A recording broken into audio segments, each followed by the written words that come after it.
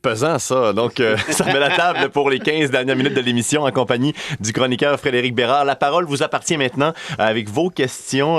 Certaines sont déjà donc entrées et vous pouvez le faire pendant les prochaines minutes au 418-321-2600. Tout ce qui vous passe par la tête qui touche l'histoire de Guantanamo, le système judiciaire, l'état de droit. Alors, on a une première question par rapport à Guantanamo. Un auditeur demande: quelles seraient, selon vous, les réelles raisons derrière la mise en place de Guantanamo si ce n'était pas pour les raisons évoquées au départ? Alors, c'est pourquoi qu'on a créé Guantanamo, les vraies raisons? En fait, très clairement, il y avait une lutte aux terroristes qui était lancée par Washington. Ça, c'est clair. Ils ont voulu regrouper l'ensemble des détenus. Et quand je suis allé à Guantanamo, on m'a fait un aveu assez intéressant. Là, j'avais un chaperon, un haut gradé de l'armée américaine qui m'a expliqué un peu c'était quoi la stratégie initiale. C'est qu'initialement, ils se sont parlé puis se sont dit, on va aller créer cette base-là. Il y a déjà une base militaire en Virginie, en tout cas quelque part en Virginie. Puis là, il y a quelqu'un qui a répondu, ben non, on peut pas faire ça sur le territoire américain. Le droit constitutionnel va s'appliquer, donc c'est pas une bonne idée. Après ça, il y a quelqu'un d'autre qui a dit, ben, on a telle base militaire sur telle île dans l'océan Indien. Il y en a qui a dit c'est une bonne idée, mais c'est parce que c'est un peu loin pour aller virer là la fin de semaine. Il ne faut pas oublier que les commissions militaires sont gérées par des juges et des avocats qui sont là seulement par mandat. Ils font 2-3 semaines, puis ils retournent. Et c'est là que quelqu'un a dit, oui, mais à Cuba, on a Guantanamo. Cette base militaire-là, américaine, existe depuis plus de 100 ans. Les États-Unis envoient un chèque de 5 000 $ à la Havane depuis une centaine d'années, depuis que c'est Fidel Castro et son frère qui sont au pouvoir. Ils déchirent le chèque, mettent ça dans l'enveloppe et retournent ça, à Washington. Donc, tout ça pour dire qu'on voulait vraiment s'assurer que le droit constitutionnel américain ne s'applique pas, et de là l'extraterritorialité de la base en question. L'auditeur qui précise: je te trouve courageux de porter cette cause à bout de bras. Il te salue, l'auditeur. Alors, peut-être qu'on va le voir ce soir au bouquiniste. Ça sera avec plaisir. Question de Martin de Saguenay qui demande: est-ce que c'est difficile d'obtenir des autorisations pour rentrer à Guantanamo? Oui, ça c'est... On en avait parlé lors d'une chronique avant, mais juste raconter comment ça a commencé, combien de temps ça a pris justement pour avoir tout ça. En fait, mon livre était fini. Il me restait l'intro et les conclusions. C'est drôle parce que ça fait 1 an pratiquement jour pour jour. C'était mars, début avril. Et là, je m'étais dit, je dois entrer à Guantanamo. Puis là, je parlais à des amis proches qui disaient, non, mais t'es un imbécile, tu seras pas capable de rentrer à Guantanamo. Et je parlais à des gens qui sont bien placés, là, des diplomates et tout, qui me disaient, arrête ça. J'avais des amis qui sont en contact avec l'administration Biden. Et bref, je suis rentré parce que, j'ai pas dit la vérité, disons ça comme ça. Mais je m'attendais à ce qu'ils voient très bien, assez rapidement, que je bluffais. Mais j'ai été chanceux parce qu'ils ont rien vu du tout. Et c'est quand j'étais rendu là-bas qu'on a continué à faire des chroniques, notamment ensemble, tu te rappelles? Oui. C'est que là qu'ils ont commencé à comprendre que je leur avais pas dit, je vous dirai pas ce que je leur ai dit, mais ils ont fini par comprendre que finalement, j'étais pas de leur bord. Et notamment du fait des chroniques qu'on faisait ensemble. Et il y a même le député de l'espèce de gars qui me suivait partout qui me dit, je t'ai entendu ce matin à Radio-Canada, il me dit ça en anglais, je savais pas que tu parlais français. Il dit, je parle pas français non plus. Or, la CIA traduit, des services de traduction. Oui, notre chronique. Ils nous ont écouté, la CIA nous a écouté. Je te garantis ça, je l'avais fait avec Tout un matin, avec Masbourian aussi, avec Arcan. Ils avaient exactement le détail de tout ce que j'avais dit, parce que la preuve, c'est que je me promenais en petite vanette avec le haut gradé en question, et il me disait, tu sais, Fred, il y a des gens qui pensent que 20 ans avant d'avoir un procès, c'est trop long, mais il faut comprendre. Puis là, je me dis, pourquoi il me dit ça? C'est hors sujet, on parlait pas de ça du tout. Et là, je comprenais que j'avais parlé de ça dans la chronique peut-être une demi-heure avant.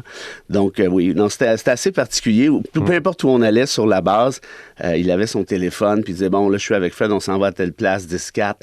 Tout était chiffré de A jusqu'à Z. C'était assez spécial. De quoi ça a l'air là-bas? Tu dormais où? Il n'y a sûrement pas un hôtel gouverneur? Non, dans une cellule. C'était pas chic, mais moi, j'ai été un peu traumatisé de ça parce que je l'ai pas réalisé sur le coup, mais je suis revenu avec un espèce de traumatisme parce que, ayant écrit le livre, tu sais que tu es sur l'île de la torture, essentiellement. Tu sais que c'est une île d'arbitraire. Lui-même me le disait, là, au gradé en question.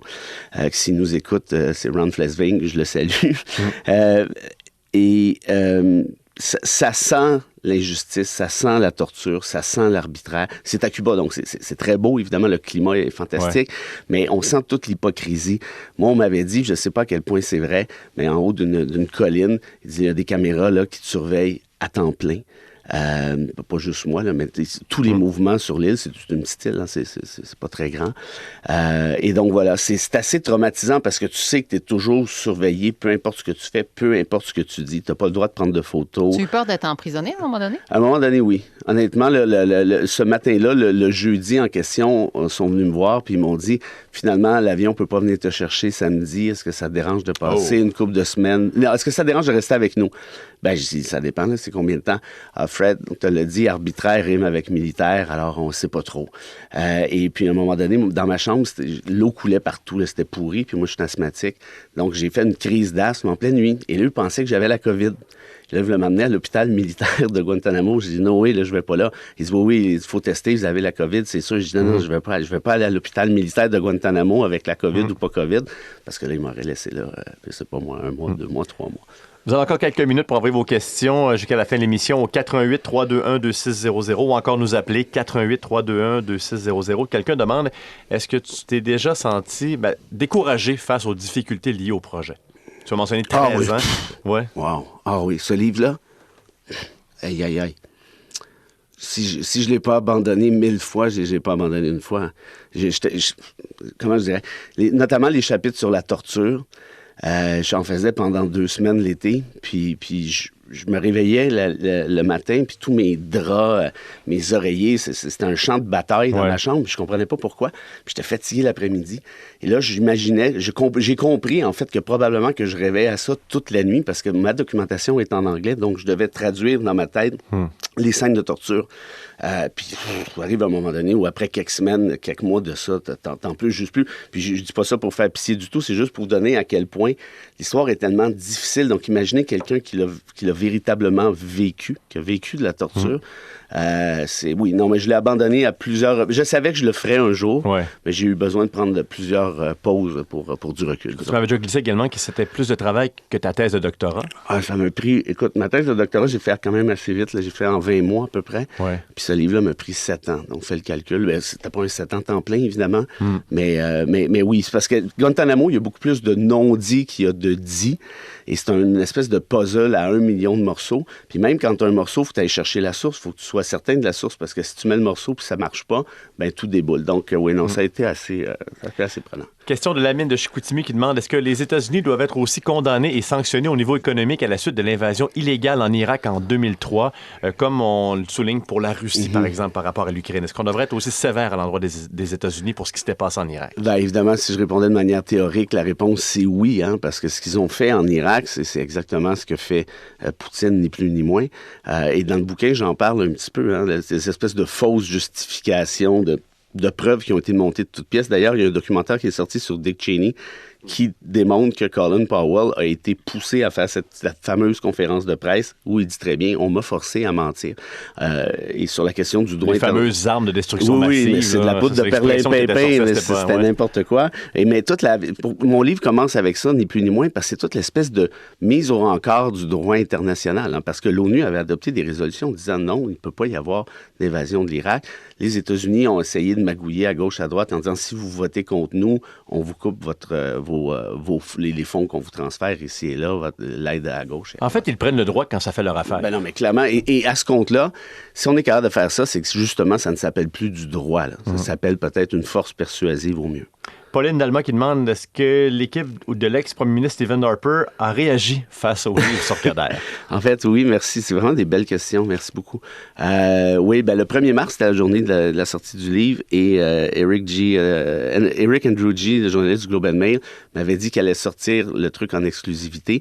Mais il dit la condition, c'est que je dois demander à Stephen Harper ce qu'il en pense. J'ai un délai de 48 heures avant. J'ai dit, OK, bon, parfait, on fait ça avec ça. Moi, j'étais certain que Harper ne répondrait pas. Or, il a répondu. De la façon suivante, parce qu'un des scoops du livre, peut-être le plus intéressant, c'est on parlait d'Hillary Clinton tout à l'heure.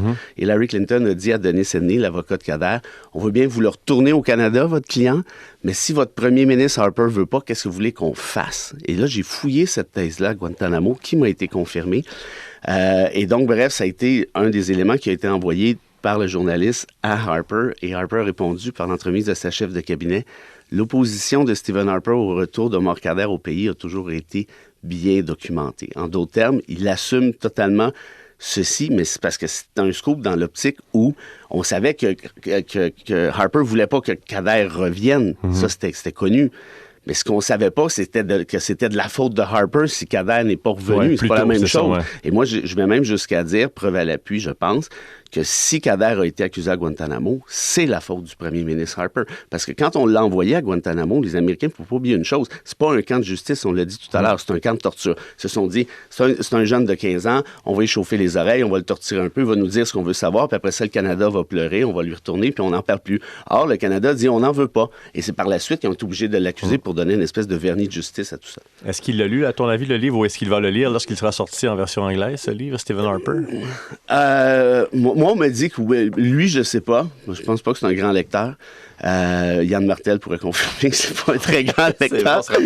Mais parce que Pierre Poilievre se fait égratigner un peu dans le bouquin. Il y a des acteurs politiques qui sont, à part Poilievre, qui sont encore en place. Et moi, je salue très bas le Bloc québécois, qui a été le parti qui est allé le plus au bat pour Omar Kader, ironiquement peut-être, parce que Kader, pas québécois.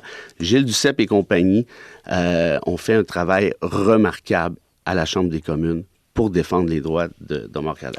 Alors, ça, c'est un avant-goût de la discussion ce soir parce qu'on aura d'autres questions pour aborder ceux qui ont lu le livre, ceux qui sont tentés de le lire. Et d'ailleurs, pour l'activité ce soir, je vous rappelle, ça se déroule à 17h au Bouquiniste avec Frédéric Bérard. Moi, je serai là pour animer les discussions, pour faire les échanges et vous êtes invités. C'est gratuit. On va le faire comme ça à la bonne franquette entre 17h et 19h au Bouquiniste. C'est situé sur la rue Racine. Et on fera tirer 5 exemplaires de ce livre « J'accuse les tortionnaires d'Omar Kader » pour ceux et celles qui vont assister à l'événement de ce soir. Alors, Frédéric Bérard, je te dirai pas à demain, je vais te dire à tout à l'heure. Tout de suite. Mais merci beaucoup pour ce beau passage en studio. C'est moi qui vous remercie. L'hospitalité des gens du Saguenay était bien connue. Et là, je confirme. Ouais, c'est pas encore terminé. Alors, ce soir, rendez-vous à 17h pour les auditeurs et les lecteurs.